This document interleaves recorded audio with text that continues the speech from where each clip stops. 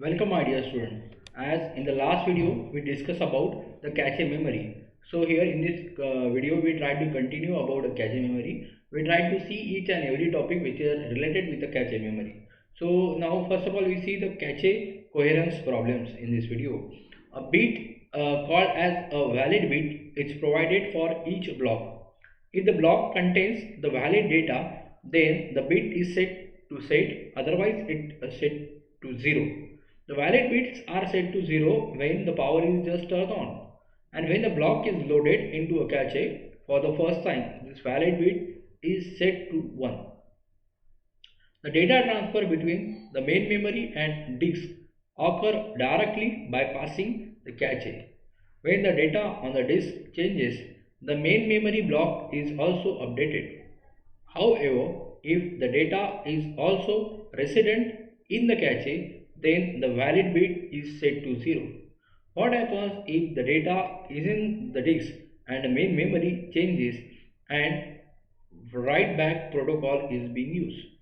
In this case, the data in the cache may also have the change and is indicated by the dirty bit. The copies of the data in the cache and the main memory are the different. This is called as the cache coherence problem. One option is to force a write back before the main memory is updated from the disk. Then the mapping function. Mapping function determines how memory blocks are placed in the cache. A simple processor example that we can see about the cache is a cache consisting of 128 blocks of 16 word each. The total size of cache is 2048, that is 2 kilobyte words. A main memory is addressable by a 16-bit address. The main memory has 64 kilobytes of words. Main memory has 4 kilobytes of blocks of 16 words each. Three mapping functions are to be there, that is direct mapping, associative mapping and set associative mapping. First of all we see the direct mapping. A block of J of the memory maps which is shown in the graphical representation to the J module 128 of cache blocks of 0, 128, 256, 512 and so on is mapped to block 0 into cache blocks, that is 1, 129, 25, 257 and so on.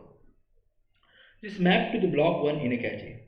More than one memory block is mapped onto the same position of the cache may lead to the contention for cache blocks even if the cache is not full. Resolve the contention by allowing the new block to replace the old block. The memory address is divided into the three fields, that is lower order 4 bits determines one of the 16 word in the block.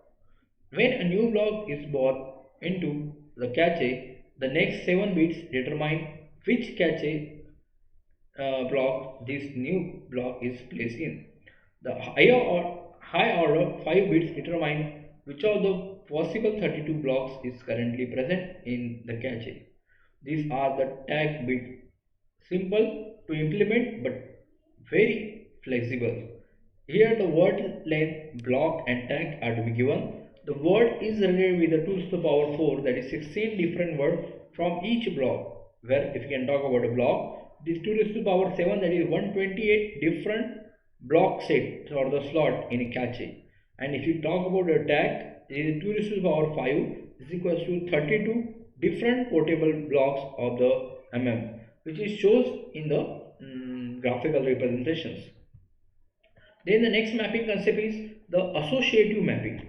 In the associative mapping, if we talk about associative mapping, here you can see that there is a 4 word and 12 tags are to be there. A main memory block can be placed into any cache.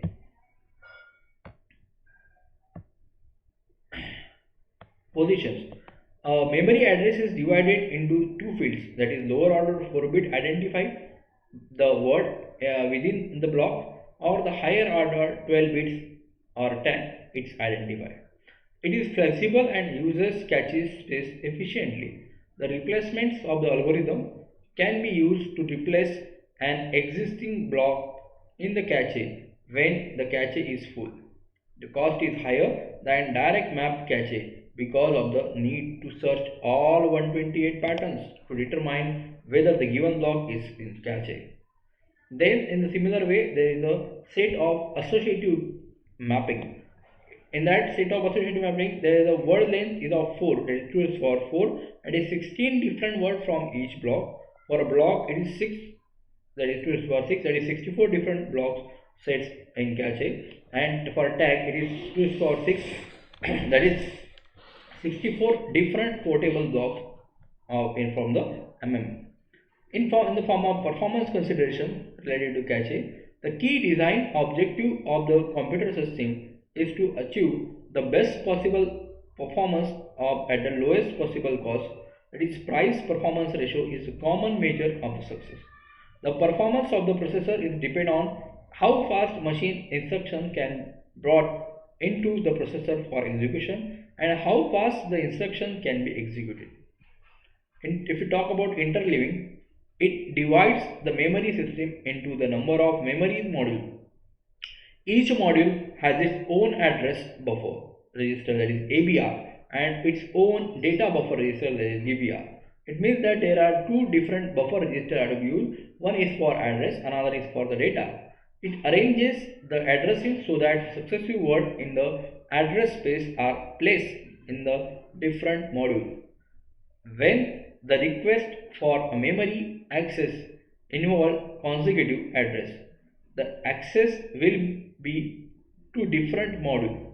Since the parallel access to this module is possible, the average rate of fetching word from main memory can be increased.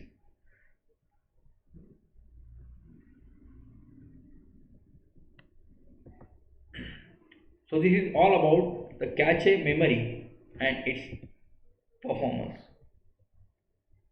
Thank you very much.